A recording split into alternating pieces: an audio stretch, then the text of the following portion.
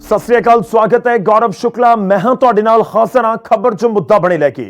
खबर जो मुद्दा बने दी शुरुआत अज असीं करन जा रहे हां लॉरेंस गैंग दे वल्लों दित्ती गई धमकी तो। जी हां, धमकी हुण दित्ती गई है मूसेवाला दे पिता नूं। लॉरेंस गैंग ने एक ईमेल भेजी अते मूसेवाला दे पिता नूं गैंगस्टर मन्नू अते रूपा दे एनकाउंटर दे लई जिम्मेवार दस दित्ता, जिस दा बलकौर सिंह होरां दे वल्लों जवाब भी दित्ता गया।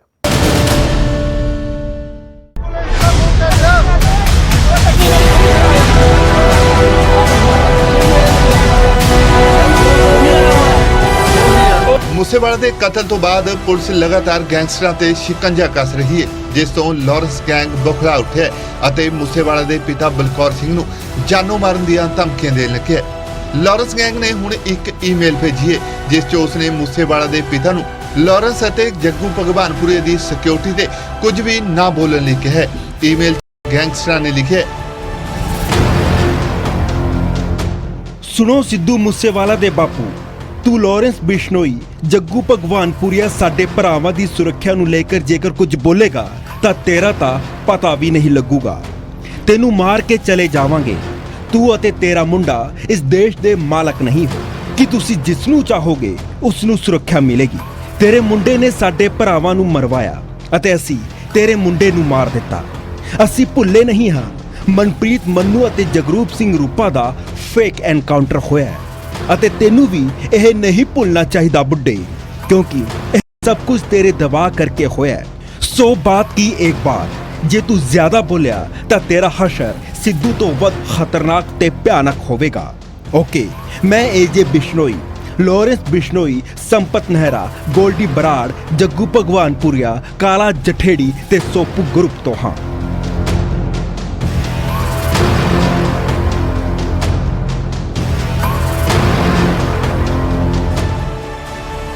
उधर लॉरेंस गैंग की धमकी तो बाद मूसेवाला के पिता ने न्यूज़ 18 नाल गलबात दौरान गैंगस्टरां नूं जवाब दिता है। बलकौर सिंह ने कहा है, जे तू बोलिया तां तेनू मार देवांगे। मैं धमकी तो डर के चुप बैठन वाला नहीं। तेरे मुंडे ने साडे भरावां नूं मरवाया। मेरे बेकसूर बेटे नूं मारिया गया है। तेरा हशर सिद्धू तो वध खतरनाक ते भयानक होवेगा। मैं अपने बेटे नूं इंसाफ दवा के रहांगा। मनप्रीत मन्नू ते रूपा दा फेक एनकाउंटर होया। इंसाफ दी लड़ाई जारी रखांगे। धमकी का पता लगते ही पुलिस हरकत च आई और जांच शुरू कर दी है।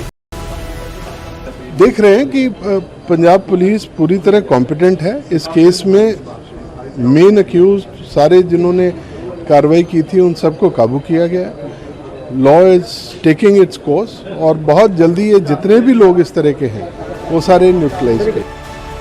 हालांकि जानकारी मुताबिक ईमेल भेजण तो बाद गैंगस्टरां ने मेल आईडी नूं डिलीट कर दिता, पर पुलिस हुण मेल आईडी दा आईपी एड्रैस लभण दी कोशिश कर रही है। चंडीगढ़ तो Manoj Rathi, news 18 Punjab.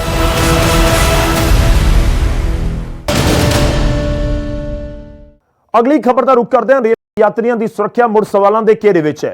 Tohana railway station के कोल एक बदमाश ने महिला के नाल छेड़छाड़ की कोशिश की। महिला ने विरोध किया तो फिर उसनूं चलदी ट्रेन दे विचों धक्का दे दिता गया।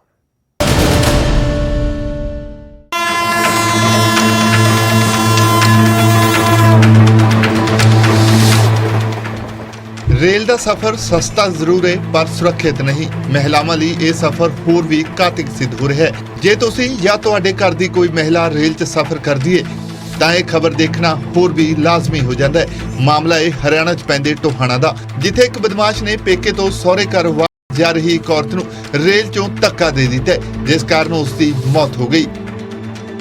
नरमाना से कोई लड़का चढ़ा, उसने इसके साथ छिड़कानी स्टार्ट कर दी और इनकी हाथापाई होगी। यहाँ हाथापाई हो गए तो ये कह रहे हैं भाई धक्का दे दिया इसको और यहाँ एक्सपायर हो गई है। तो इसका लड़का जो था 9 साल का वो आगे गया, तो इन्होंने अपने पापा को फ़ोन किया हुआ था टोहाना में, उन्होंने उतरना था तो वो वहाँ खड़े थे। लड़का वहाँ जाके उसने बताया मम्मी के साथ ऐसे करके हो गया। मामला शुरू होया छेड़छाड़ तो ਅਤੇ ਜਦੋਂ महिला मनदीप कौर ने इसका विरोध किया ਤਾਂ ਛੇੜਖਾਨੀ ਕਰਨ वाले व्यक्ति ने उसनूं रेल चों ਦੇ ਕੇ ਬਾਹਰ ਸੁੱਟ ਦਿੱਤਾ। ਮ੍ਰਿਤਕਾ ਦੇ ਪਤੀ ਮੁਤਾਬਕ ਵਾਰਦਾਤ ਮੌਕੇ ਉਸ ਦਾ 9 ਸਾਲਾ ਪੁੱਤਰ ਮੌਕੇ ਤੇ ਹੀ ਮੌਜੂਦ ਸੀ ਅਤੇ ਉਸਨੇ ਕਾਤਲ ਨੂੰ ਪਹਿਚਾਨ लिया है। वो मायके से आ रही थी सर, ये अपना करेंसी गांव से और टोहाना आ रही थी। साथ में मेरे बच्चा 9 साल का इकनूर सिंह, ठीक है, वो भी साथ में था जी। बच्चे ने घटनाक्रम बताया क्या? हाँ जी, बच्चे ने घटनाक्रम बताया सारा, उसने बता दिया और जो जिसने धक्का दिया उसको भी पहचान लिया बच्चे ने। सर हम इंसाफ चाहते हैं जी, उस कड़ी से कड़ी सजा मिलनी चाहिए उस बच्चे को। मेरे बच्चे रोल दिए उस आदमी ने। उधर पुलिस ने हुण मृतका दे पति ते पुत्र दे बयानां दे आधार ते मामला दर्ज करके कार्रवाई शुरू कर दी है। पर यह घटना कई वड्डे सवाल खड़े कर रही है। हुण जदों बसां तक विच मार्शल तैनात कर दिते गए ने तां की रेलां 'च अजिहा नहीं कीता जा सकदा? कदों तक रात दे हनेरे औरतां दीयां जानां लैंदे रहणगे ਅਤੇ ਕੀ ਇਸ ਕਤਲ ਦਾ ਜ਼ਿੰਮੇਵਾਰ ਸਿਰਫ ਕਾਤਲ ਹੀ ਹੈ ਜਾਂ ਫਿਰ ਪ੍ਰਸ਼ਾਸਨ ਵੀ ਹੈ? ਟੋਹਾਣਾ ਤੋਂ ਪਰਮਜੀਤ ਸਿੰਘ, ਨਿਊਜ਼ 18 ਪੰਜਾਬ।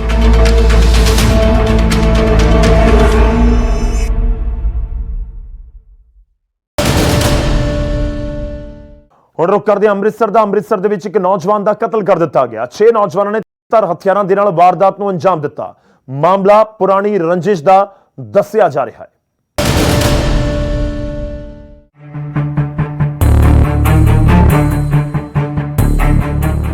ਮ੍ਰਿਤਕ ਦੇ ਕੋਲ ਖੜਾ ਇਹ ਉਹ ਪਿਤਾ ਹੈ ਜਿਸ ਦਾ ਬੇਟਾ ਹੁਣ ਇਸ ਦੁਨੀਆ 'ਚ ਨਹੀਂ ਰਿਹਾ।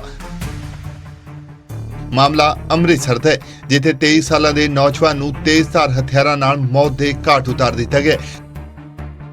ਪਰਿਵਾਰ ਨੇ ਕਤਲ ਦਾ ਇਲਜ਼ਾਮ ਇਲਾਕੇ ਦੇ ਹੀ 6 ਲੋਕਾਂ ਤੇ ਲਗਾਇਆ ਹੈ ਅਤੇ ਪੁਲਿਸ ਤੇ ਸੁਣਵਾਈ ਨਾ ਕਰਨ ਦੇ ਇਲਜ਼ਾਮ ਵੀ ਲਾਏ ਨੇ। 5-6 ਜਾਣੇ ਹੈਗੇ ਮੁੰਡੇ ਜਿਹਨੇ ਭਰਾ ਦਾ ਕਤਲ ਕੀਤਾ। ਕੱਲਾ ਮੇਰਾ ਭਰਾ ਹੀ ਸਾਰੀ ਸਿਫਤ ਕਰਦੇ ਕਿ ਮੇਰੇ ਭਰਾ ਨੇ ਅਜੇ ਤੱਕ ਗਲੀ ਮਹੱਲੇ ਵੱਲ ਕੇ ਕੁੜੀ ਵੱਲ ਕੇ ਬੰਦੇ ਵਾਲਾ ਕਿ ਚੁੱਕ ਕੇ ਨਹੀਂ ਵੇਖਿਆ। ਇਹਨਾਂ ਨੇ ਸਾਡਾ ਕੱਲਾ ਭਰਾ ਮਾਰਿਆ। ਇਹਨੂੰ ਮੈਂ ਜਿੱਥੋਂ ਤੱਕ ਹੋ ਸਕੇ ਇਹਨਾਂ ਨੂੰ ਸਾਰਿਆਂ ਨੂੰ ਜੇਲ੍ਹ ਸੈਲ ਦਾਤਰ ਸਾਰਿਆਂ ਕੋਈ ਸਾਰੇ ਚਿੱਟਾ ਸਮਾਨ ਵੇਚਦੇ ਜੇ, ਸਾਰੇ ਵੇਚਦੇ ਸਾਡੇ ਮਹੱਲੇ 'ਚ ਸਾਰੇ ਜਾਣੇ ਵੇਚਦੇ ਆ। ਠੀਕ ਹੈ, ਮੇਰੇ ਭਰਾ ਨੂੰ ਇਨਸਾਫ ਨਾ ਮਿਲਿਆ ਨਾ ਮੈਂ ਜਿੱਥੋਂ ਤੱਕ ਹੋਊਗਾ ਮੈਂ ਜਾਊਂਗੀ। ਮਾਮਲਾ ਪੁਰਾਣੀ ਰੰਜਿਸ਼ ਦਾ ਦੱਸਿਆ ਜਾ ਰਿਹਾ ਹੈ।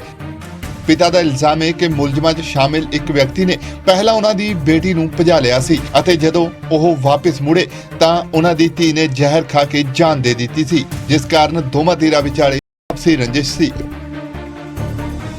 ਇਹ ਕਿ ਸਾਡੀ ਨਾਲ ਪਹਿਲੇ ਮੇਰੀ ਲੜਕੀ ਨਾਲ ਇਹ ਮੁੰਡੇ ਨੇ ਲੱਕੀ ਨੇ ਮੇਰੀ ਲੜਕੀ ਵੱਲੋਂ ਮਾਰੀ ਇਹਨਾਂ ਨੇ। ਕਾਰਨ ਇਹ ਸੀਗਾ ਕਿ ਮੇਰੀ ਲੜਕੀ ਨੂੰ ਇਹ ਪ੍ਰੇਮ ਕਰਦਾ ਸੀ। ਅਸੀਂ ਮੰਨ ਗਏ ਕਿ ਤਾਂ ਸ਼ਾਦੀ ਕਰ ਦਿੰਦੇ ਆ। ਇਹ ਜਾ ਕੇ ਰਾਜਸਥਾਨ ਜਾ ਕੇ ਨੇ ਵਿਆਹ ਕਰਾ ਲਿਆ। ਮੇਰੀ ਲੜਕੀ ਨੇ ਯਾਰ ਖਾ ਕੇ ਹੱਥ ਮੁੱਦਾ ਕਰ ਲਈ। ਇਸ ਗੱਲ ਤੋਂ ਸਾਡੀ ਰੰਜਿਸ਼ ਚੱਲਦੀ ਵੀ ਇਹਨਾਂ ਨਾਲ ਤੇ ਇਹਨਾਂ ਨੇ ਮੇਰੇ ਮੁੰਡੇ ਨੂੰ ਬੜੀਆਂ ਧਮਕੀਆਂ ਲਈਆਂ, ਪਹਿਲਾਂ ਵੀ ਕੁੱਟਿਆ ਮਾਰਿਆ ਇਹਨਾਂ ਨੇ। ਉਧਰ ਕਤਲ ਦੀ ਵਾਰਦਾਤ ਤੋਂ ਬਾਅਦ ਪੁਲਿਸ ਹਰਕਤ ਚਾਹੀਏ ਅਤੇ ਪਰਚਾ ਦਰਜ ਕਰਕੇ ਜਾਂਚ ਕਰਨ ਦੀ ਗੱਲ ਆਖੀ ਹੈ। ਇਸ ਸੰਬੰਧ ਵਿੱਚ ਫਿਰ ਜਿਹੜਾ ਉਥੋਂ ਇਹਨੂੰ ਮੌਕੇ ਤੋਂ ਭੇਜ ਦਿੱਤਾ ਗਿਆ ਸੀ ਇਲਾਜ ਵਾਸਤੇ। ਤੋਂ ਤਹਿਕੀਕਾਤ ਕਰ ਰਹੇ ਹਾਂ। ਕਾਰ ਵੀ ਬਸ ਬਿਆਨ ਲਿਖ ਰਹੇ, ਮੌਕੇ ਤੇ ਸਾਰਾ ਮੌਕਾ ਦੇਖ ਲਿਆ ਵਾ, ਮੌਕੇ ਤੇ ਐਵੀਡੈਂਸ ਇਕੱਠੀ ਕਰ ਲਈ ਹੈ। ਜ਼ਿਕਰਯੋਗ ਹੈ ਕਿ ਮ੍ਰਿਤਕ ਸ਼ਿਵ ਕੁਮਾਰ ਝਗੜੇ ਦੇ ਮਾਮਲੇ ਨੂੰ ਲੈ ਕੇ ਜੇਲ੍ਹ ਗਿਆ ਸੀ, ਜੋ ਕੁਝ ਦਿਨ ਪਹਿਲਾਂ ਹੀ ਜ਼ਮਾਨਤ ਤੇ ਬਾਹਰ ਆਇਆ ਸੀ ਅਤੇ ਬਾਹਰ ਆਉਂਦਿਆਂ ਹੀ ਹੁਣ ਉਸ ਦਾ ਕਤਲ ਕਰ ਦਿੱਤਾ ਗਿਆ। Bureau report, news 18 Punjab.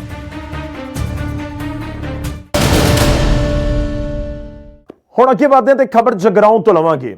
ਹੁਣ ਤੱਕ ਚੋਰ ਤੇ ਲੁਟੇਰੇ ਸੜਕਾਂ ਦੇ ਉੱਤੇ ਲੁੱਟ ਖਸੁੱਟ ਕਰਦੇ ਨਜ਼ਰ ਆਉਂਦੇ ਸੀ, ਪਰ ਹੁਣ ਸ਼ਰੇਆਮ ਘਰਾਂ ਦੇ ਵਿੱਚ ਵੜ ਕੇ ਹਥਿਆਰ ਦੀ ਨੋਕ ਦੇ ਉੱਤੇ ਸੋਨੇ ਦੇ ਗਹਿਣੇ ਉਤਰਵਾਏ ਜਾ ਰਹੇ ਨੇ। ਜਗਰਾਉਂ ਤੋਂ ਰਿਪੋਰਟ ਦੇਖੋ।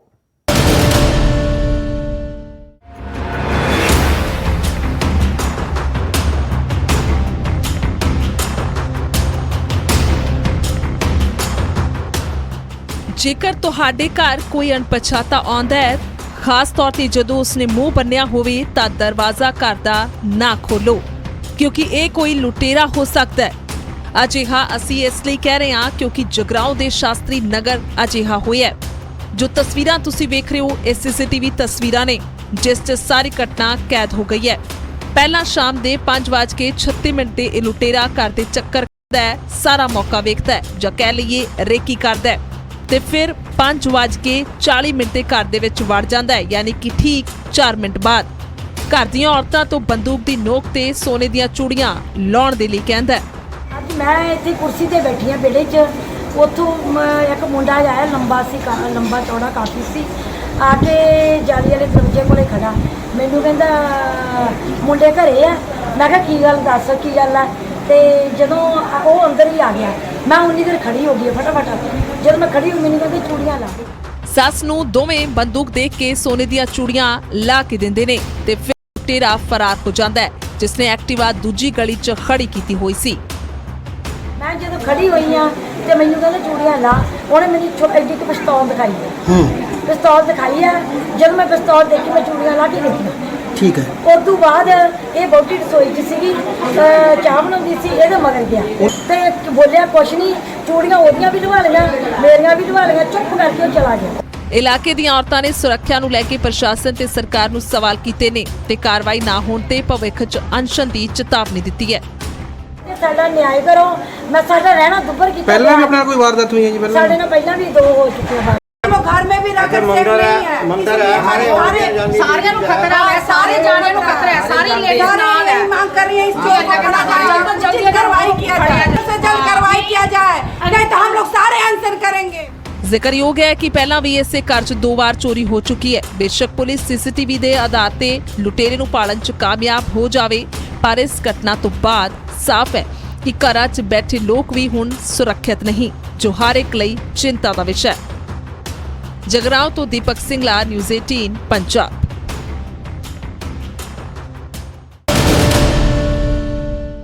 ਅੱਗੇ ਵਧਦੇ ਹਾਂ ਤੇ ਹੁਣ ਘਰੇਲੂ ਕਲੇਸ਼ ਦੇ ਕਈ ਮਾਮਲੇ ਹੁਣ ਤੱਕ ਸਾਹਮਣੇ ਆਏ ਨੇ, ਪਰ ਜਲੰਧਰ ਦੇ ਪੰਨੂ ਵਿਹਾਰ ਤੋਂ ਇੱਕ ਵੱਖਰਾ ਹੀ ਮਾਮਲਾ ਵੇਖਣ ਨੂੰ ਮਿਲਿਆ, ਜੋ ਵਿਆਹੁਤਾ ਦੇ ਪੇਕਿਆਂ ਨੂੰ ਸਾਰੀ ਉਮਰ ਦੇ ਲਈ ਭਾਰੀ ਪੈ ਗਿਆ।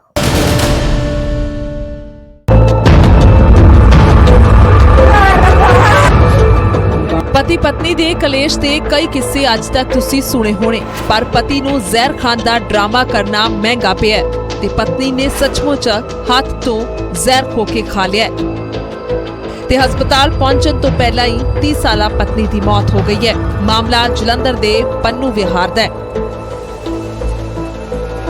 ਘਰੇਲੂ ਕਲੇਸ਼ ਦੇ ਨਾਲ ਇਹ ਸਾਰਾ ਮਾਮਲਾ ਜੁੜਿਆ ਹੈ। ਮ੍ਰਿਤਕਾ ਕਿਰਨਦੀਪ ਕੌਰ ਦੀ ਮਾਂ ਦੇ ਮੁਤਾਬਿਕ ਉਹਨਾਂ ਦਾ ਜਵਾਈ ਬਲਜਿੰਦਰ ਸਿੰਘ ਨਸ਼ਾ ਕਰਨ ਦਾ ਆਦੀ ਹੈ, ਜਿਸ ਕਾਰਨ ਘਰ 'ਚ ਕਲੇਸ਼ ਰਹਿੰਦਾ ਸੀ ਤੇ ਅੱਜ ਉਹ ਕੁੜੀ ਨੂੰ ਜ਼ਬਰਦਸਤੀ ਲੈਣ ਆਇਆ ਸੀ।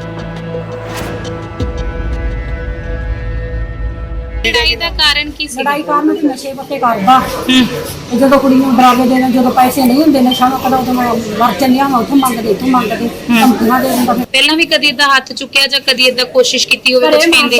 ਘਰੇ ਨੇ ਕਿਹਾ ਵਾ ਵੀ ਮੇਰੇ ਇੱਕ 2 ਵਾਰੀ ਨੇ ਸਾਹ ਵੀ ਗੁੰਮ ਕੀਤਾ, ਸਰਾਣਾ ਰੱਖ ਕੇ ਘਰੇ ਅੰਦਰ ਕਰਦੀ। 1-2 ਵਾਰੀ ਨਾਲ ਮੇਰਾ ਅੱਗੇ ਵੀ ਮੰਮੀ ਕੱਲ ਕੁੱਟਿਆ ਸੀ, ਸਾਨੂੰ ਨਹੀਂ ਇਹਨੇ ਦੱਸਿਆ।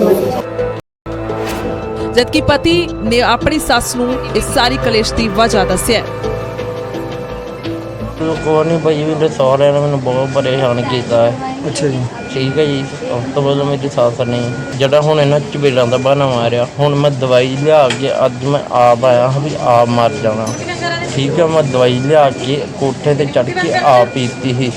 ਠੀਕ ਹੈ, ਉਹ ਇੰਨੀ ਕਿ ਜਿਹੜੀ ਪੀਤੀ ਸੀ ਨਾ, ਉਹ ਇਹੀ ਕੁੱਟ ਕੇ ਮੈਨੂੰ ਨਹੀਂ ਪਤਾ ਕੌਣ ਜੇਬ ਚੋਂ ਕੱਢ ਕੇ ਲੈ ਗਿਆ। ਮੈਂ ਨਸ਼ਾ ਪੱਤਾ ਛੱਡਿਆ 1 ਮਹੀਨੇ ਤੋਂ। ਪੁਲਿਸ ਨੇ ਮਾਮਲਾ ਧਿਆਨ 'ਚ ਆਉਂਦੇ ਕਾਰਵਾਈ ਸ਼ੁਰੂ ਕਰ ਦਿੱਤੀ ਹੈ। ਆਪਣੇ ਕਿਰਨਦੀਪ ਕੌਰ ਆਪਣੇ ਮਾਪਿਆਂ ਦੇ ਘਰ। ਕੀ ਮਾਮਲਾ ਕੀ ਹੈ ਸਰ? ਬਲਜਿੰਦਰ ਕੌਰ ਬਲਜਿੰਦਰ ਸਿੰਘ ਆਪਣੇ ਮਿਲਣ ਵਾਸਤੇ ਆਇਆ ਸੀਗਾ ਤੇ ਇਹ ਬਲਜਿੰਦਰ ਸਿੰਘ ਕਹਿੰਦਾ ਮੈਂ ਕੋਈ ਦਵਾਈ ਪੀਣ ਲੱਗਾ। ਬਲਜਿੰਦਰ ਸਿੰਘ ਨੇ ਪੀਤੀ ਨਹੀਂ, ਪੀਤੀ ਉਹ ਕੁੜੀ ਨੇ ਪੀ ਲਈ ਦਵਾਈ।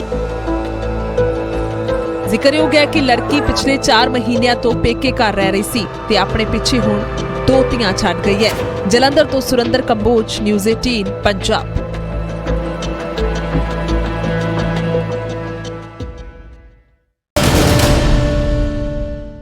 ਹੁਣ ਗੱਲ ਸੋਨਾਲੀ ਫੋਗਾਟ ਦੀ। ਆਪਣੀ ਮੌਤ ਤੋਂ ਪਿੱਛੋਂ ਸੋਨਾਲੀ ਫੋਗਾਟ ਆਪਣੀ ਧੀ ਦੇ ਲਈ ਕਰੋੜਾਂ ਦੀ ਜਾਇਦਾਦ ਛੱਡ ਗਈ ਹੈ, ਪਰ ਇਹ ਸਭ ਮਿਲਣ ਦੇ ਬਾਅਦ ਵੀ ਬੇਵਸ ਤੇ ਲਾਚਾਰ ਹੈ ਸੋਨਾਲੀ ਫੋਗਾਟ ਦੀ ਧੀ, ਜੋ ਕਿ ਲਗਾਤਾਰ ਇਨਸਾਫ ਦੀ ਮੰਗ ਕਰ ਰਹੀ ਹੈ।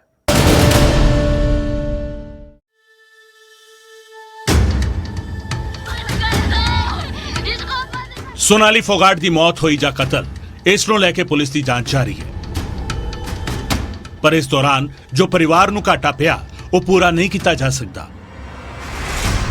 ਸੋਨਾਲੀ ਫੋਗਾਟ ਦੀ ਧੀ ਯਸ਼ੋਦਰਾ ਫੋਗਾਟ ਹੁਣ ਇਕੱਲੀ ਰਹਿ ਗਈ ਹੈ। 6 ਸਾਲ ਪਹਿਲਾਂ ਉਸਦੇ ਪਿਤਾ ਦੀ ਮੌਤ ਹੋਣਾ ਤੇ ਹੁਣ सोनाली ਦਾ ਇਸ ਤਰੀਕੇ ਚਲੇ ਜਾਣਾ, ਜਿਸ ਤੋਂ ਬਾਅਦ 15 ਸਾਲਾ ਯਸ਼ੋਧਰਾ ਫੋਗਾਟ ਦੇ ਸਿਰ ਤੋਂ ਮਾਪਿਓ ਦੋਹਾਂ ਦਾ ਹੀ ਸਾਇਆ ਉੱਠ ਗਿਆ। ਬੀਤੇ ਦਿਨ ਹਿਸਾਰ ਦੇ ਵਿੱਚ ਸੋਨਾਲੀ ਦੇ ਪਰਿਵਾਰ ਨੇ ਭਰੇ ਮਨ ਦੇ ਨਾਲ ਪਗੜੀ ਦੀ ਰਸਮ ਅਦਾ ਕੀਤੀ।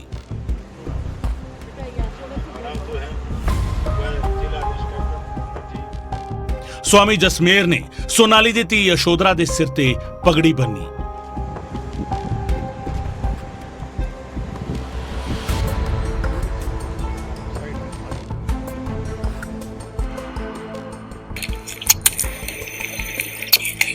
सोनाली दा अपनी धी दे नाल बेहद प्यार सी ते अक्सर ही सोनाली अपनी धी दे नाल रील बनाया करदी सी। पर यशोधरा फोगाट ਨੂੰ ਕੀ ਪਤਾ ਸੀ ਕਿ ਇਹਨਾਂ ਦਾ ਸਾਥ ਬਸ ਕੁਝ ਹੀ ਸਮੇਂ ਦਾ ਹੈ।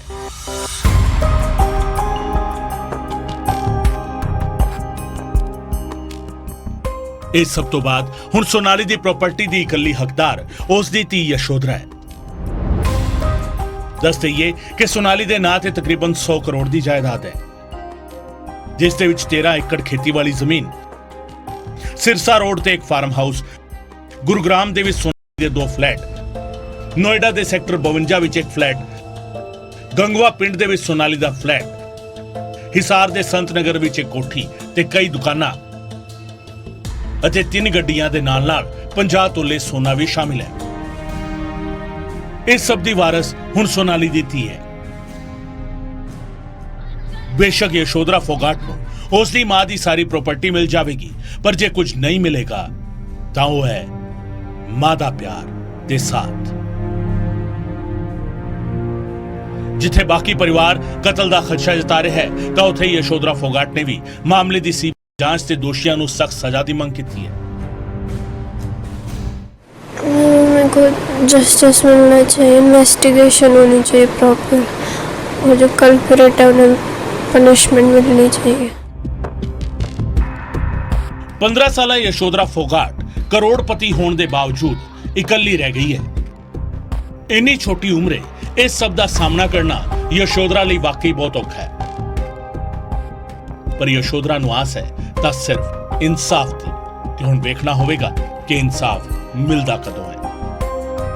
हिसार तो संदीप सैनी की रिपोर्ट, न्यूज़ 18 पंजाब।